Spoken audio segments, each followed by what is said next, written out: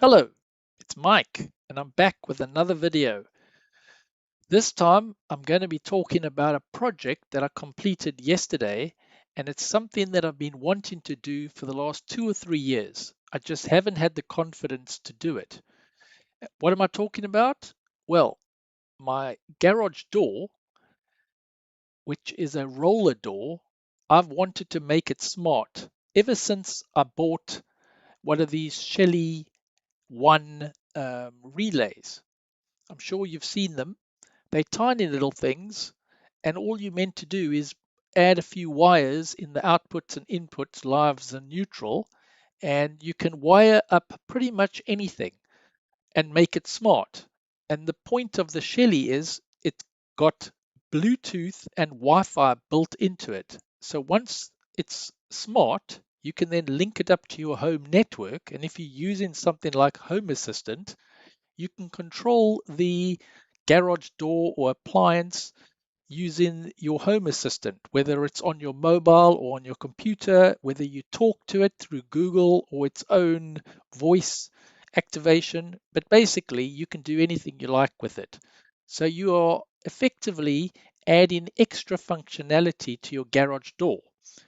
We basically have a button on the garage door that we can press up and down to open it or close it. And we've also got key fobs, but it would be so much more useful if it was controlled via voice or the phone app. So that was the purpose of setting this up.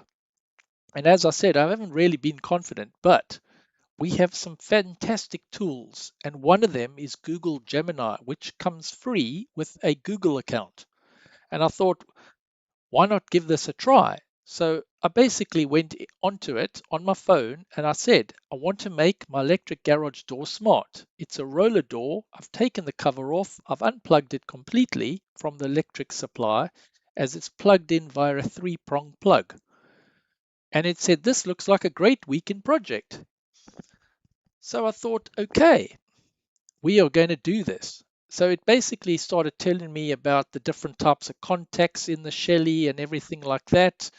I mean, to be honest, I had actually opened and read the manual, but I didn't really know what each of these little terminals and connectors meant. I mean, I can follow instructions, but disclaimer, I'm not an electrician. I don't claim to know what I'm doing, and I would normally call an electrician to come and do something like this.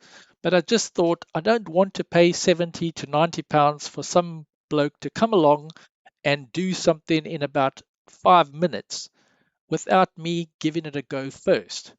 And all I really wanted was some simple instructions, step by step dummies guide type instructions, because this little Shelly thing is not really um, confidence building when you look at it. Obviously, electrician will look at this and think, God, why don't you understand this? But anyway, so what did I do? I started giving it screens, pictures. And the more pictures you give Gemini, the more it can get a bigger picture of the circuitry. So you can see it was actually saying terminal 4 live brown, terminal 5. It was pointing out everything that it was looking at on the screen. And then it was telling me about the Shelly app configuration. And I was like, okay, well, this thing can definitely sort this out.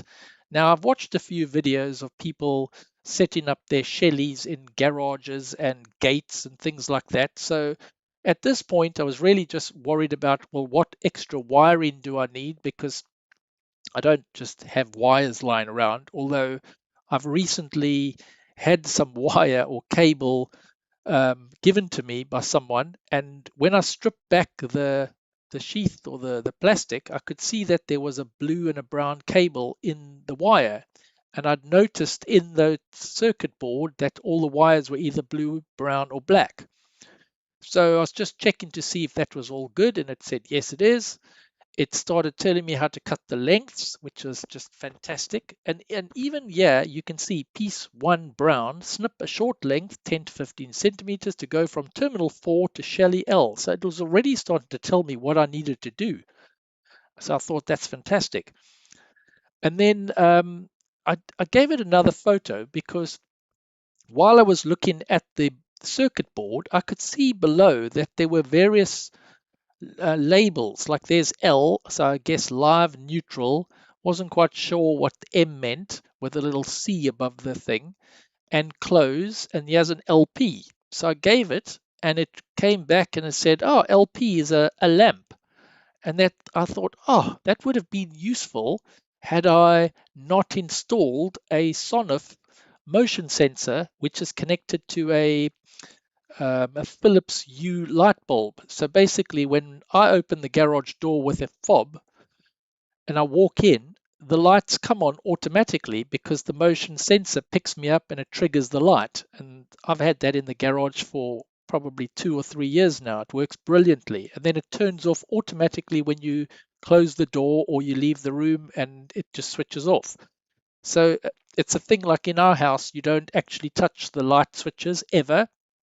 We have sensors all over the place, and the lights come on and off as you wish. And if they don't, you can always activate them with your voice. So it's brilliant.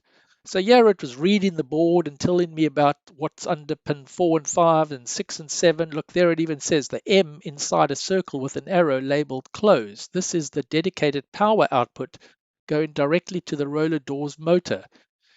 Again, information I didn't really need to know, but it's there for you to find.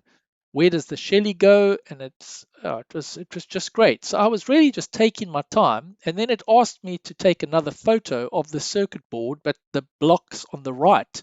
So I gave it to them, and then I realized it was reading all these little this little maps, TD, TB. Again, I didn't know what they meant. I didn't have the manual, so that's the other thing.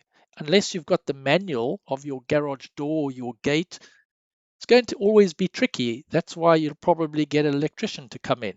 But again, after giving that photo to Gemini, you can see here it says TD stands for to do.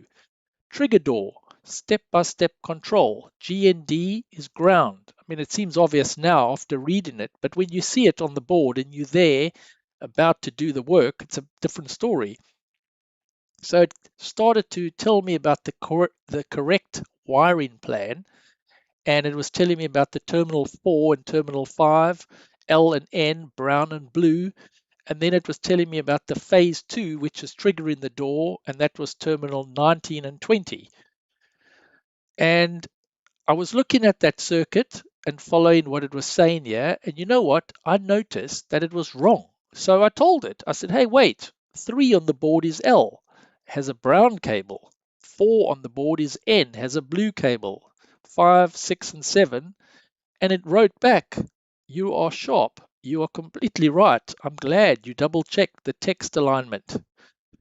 Gosh, at that point I thought, what if this thing is completely wrong and it's telling me all the wrong instructions? So I went back and I followed through all the steps again, and I made sure all the terminals were correct as it says here, and they were perfect. The thing that caught me out the most, though, was this. Double check the little silver wire bridge between 21 and 22 is still securely in place. Make sure no stray copper hairs are sticking out of terminal 3 and 4. So I was like, what is it talking about, this little silver copper thing? And I mean, it's not very clear in this photo, but if you look there between 21 and 22, there's definitely a little copper wire. I don't really have a clear photo of it. But again, this is how clever Gemini is, because I would not have seen it. There it is. You can see it. It's a lot clearer. I would not have seen that, and I might have pulled it out by mistake, or it might have dropped out, because at one point I actually did unscrew this circuit board off the wall, because I thought it was very tricky to actually get in and unscrew these little gates. I couldn't get to it, so I took it off, but then I realized it's even more difficult to work when you try to hold it and balance it. So yeah, it's just amazing that it gives you these facts.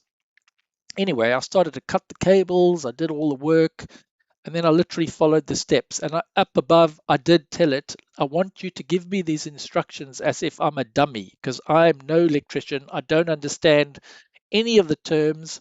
And literally, look what it gave me, step by step for every single wire. And I literally followed it word for word. And you can see in the pictures here at the various stages. Yeah, you can see I just put the blue wire in to terminal 19, and I just connected the brown and the blue into the Shelly. So yeah, it was just amazing. It's amazing what you can do with these AI tools. Anyway, and there was a whole bunch of instructions here, and then I was basically finished. So I took some photos of the finished product with the little wires in. They're all plugged in. Some of the terminals, there were two wires now plugged in, and it's only after I'd completed the work and it was working, and then I was looking on YouTube and somebody was discussing Jagos, these little plastic connectors where you don't need to do a double stack like I've done. You can actually put one brown into one of these Jagos, and then one goes into that block terminal, and then another one into the Shelly, and it just makes the whole wiring neater. And I can see how popular they would be. So that's probably something I'm going to attempt to do on another sunny day. Anyway, back to Google. I went through all the different instructions, and there was quite a bit, so I'm not really going to focus on any of this. I did at one point open up the instructions on the Shelly and ask it if what you've told me matches what is in there, and it said, oh yes, definitely. So I was confident that it was all going to be good. And then the final thing was just to plug um, the garage door circuitry. Well, after I put the cover on and screwed everything in and neatened it up, I put the cover on and then I plugged it in and hit the switch, and it all turned on. There was a bit of a beep from the garage door, but it was all okay after about a minute. And then I went into the Shelly app and I was doing a search for the Shelly name. And again, I was just following the instructions from Gemini. I mean, at this point, I probably could have figured out what I needed to do because it's an app and it's just like any other thing. But anyway, I found all the steps and I followed it, and I had the app working perfectly. And I knew once the app was perfect that I could go then into Home Assistant and start setting it up in Home Assistant. And was it in here? But somewhere. Oh yeah, that's right. In Home Assistant, I then just asked it to give me the template that I needed to set up this garage door and the switch and all of that. And there it is. Look at that. I literally have to just go and click copy. And then I went into Home Assistant and I've basically set up this board, which is a couple of cards, like one card with a whole bunch of entities, and I've actually got a camera in the garage. It's always been there, a rear link camera. Of course, it's smart, pointing to the garage door. It's a pan tilt. I can move it around, and I've set various targets in here so I can see the door that's hidden here on the left and the garage door out in front. And here is the beauty, and this is why I set up the Shelly in that garage door, is because now I can see the status of the garage door is currently closed, and I can go and hit the switch and I can start opening it from my office. I'm opening the garage door. I mean, how crazy is that? If I wanted to open this garage door in the past, I'd have to go and get the fob and go down to the front door where it would pick it up, and now it just opens. It's just insane. So yeah, you can see the little tablet thing at the top here says the garage door is open. The garage door, the light is currently off, so I can just toggle. I can even click there, or I can click here where it says garage light on.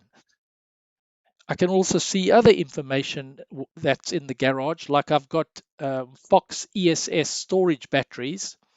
There, the lights just come on. Here you can see the garage door slightly open. I can close it. And the thing is, the way that the switch works is that depending on what status the door is at when you click the button. So let's say it's open. When you click that button, it closes it. I can then click it again and it'll stop it. And if I click it again, it'll open it again. So, but when you've got visibility, that's the best part. It's just insane that you can just control the door from anywhere you like. I can actually be in another town and control this garage door. Someone might be at my doorbell and I could be talking to them and I'll say, I'll open the door for you. And I mean, I would never been able to have done that in the past. So that functionality is just amazing. And that's it. And I mean, it doesn't end here either, because now I can set up automations in Home Assistant. I can have it so that if the door is open and it's been standing open for a couple of minutes, that it sends me a notification on my watch or my phone. I can have it flash the lights in the hallway, say red, because the door's been open for 3 minutes, flash red. It's a visual for anybody that's in the house. Oh gosh, the garage door is open. If you've got these little screens around the house, you can look at them and go, oh yeah, the garage door's open. Let me close it, and just tap a button and the door will close. The possibilities are absolutely endless. Anyway, that was a project that was many years in the making, and thanks to Google Gemini and all these instructions, I was able to do that task in, I don't know, I think it took an hour. It probably could have taken me about 10 minutes if I knew exactly what I was doing on that board, but hey ho, it works, and that's all that counts. Anyway, thank you very much for watching this video. If you've enjoyed it, please give me a thumbs up. And if you haven't subscribed, please do. In the coming days, I'm going to be doing a few more videos on Gemini and the endless possibilities. But I've recently signed up to Claude Pro, and that's because I'm using Claude Pro at work. But at home, I'm planning to use the co-worker or co-work tool that's in Claude, and I've got a few videos lined up already that I've run through the various setup of this co-work, and then I'm going to show you what it can do. I did a lot of prompting in this Google Gemini project yesterday. I was asking it a lot of things, and from what I understand, with Claude Coworker, you don't prompt it. It asks you a couple of questions and it figures out what you need and it goes and does it. And that's what I want to show you, because this was amazing. But when you see what Claude Cowork can do, it's just mind blowing. Anyway, until next time, thank you very much for watching. Goodbye.